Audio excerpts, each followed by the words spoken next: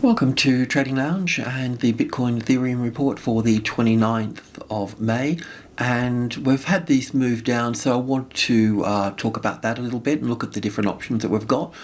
In this particular chart here, we've got this move down through here as 5 waves.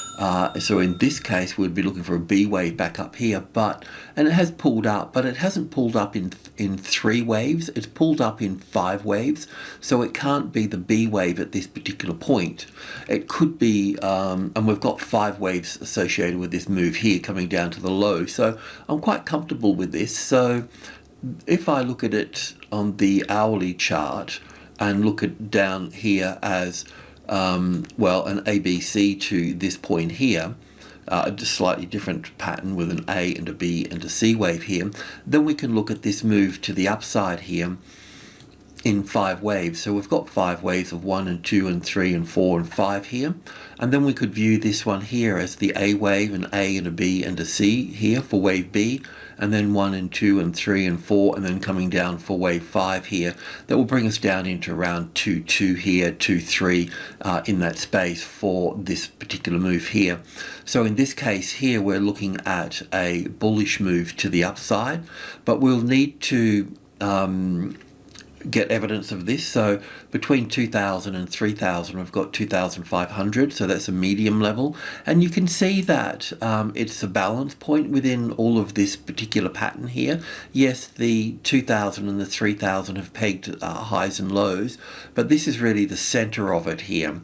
So if, let's just say if, with a capital if this moves down through here and finishes off this leg in through here, then we'd be looking for classic trading levels pattern sitting on this level here, so to speak. So we'll be looking for the first high above the level and then a move up from that point. Now, of course, it can hit this level and move down, and we've got a bigger bearish picture, but based on this 5 wave move here, I don't see how that is, because I could look at this, of course, as an A wave to here, because this is in 3 waves here. So I could have it as an A wave and then a B wave here and then a C wave here, but I'm not happy with the B wave either, because it's a perfect 5 wave structure of 1 and 2 and 3 and 4 and then 5 waves in here.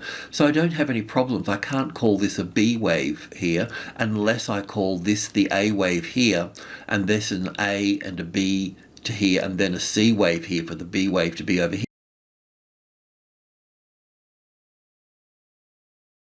here. That would work.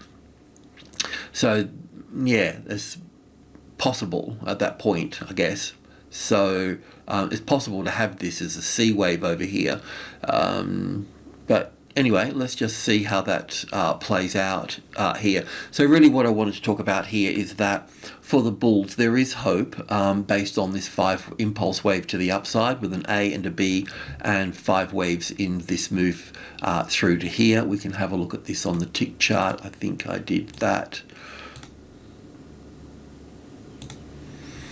Yeah, so we get a better view of it here, so it's a bit cleaner. Nice 5 waves for 1 and 2 and 3 and 4, and going up for 5 for 1 and A, B, C for the B wave, and then the C wave here, I'll just tune you into this a little bit.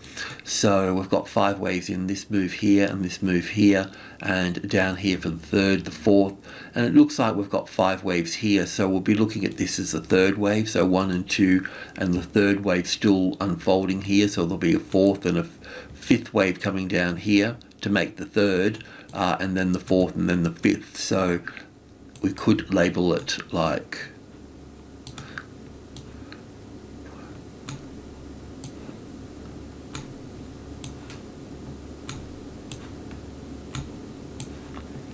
so I'm just breathing a bit of hope into the bullish case. That's all I'm doing today. But what I say about that, buying hope, bit like girls putting on lipstick, I guess. But look, this we need this as support at the end of the day. So we'd need to see something like that to sit back up on the 2,500. So anyway, I just wanted to give that bullish case for bulls, but we need this to complete, of course, and then we'd need that to sit on there. If this gets rejected and we make a new low below here, then you know that we're going down further at that point. And this will be the same for Bitcoin as well. So with Bitcoin here, we can mirror the same image. I've talked about this for a moment on Ethereum, but we can look at this as 1 and 2 here. It is already at the 61.8%, but I think it will drop down to 35,000. So we'll look down to 34,000. Yeah, so but the same pattern. I'll just go into the tick chart for this. So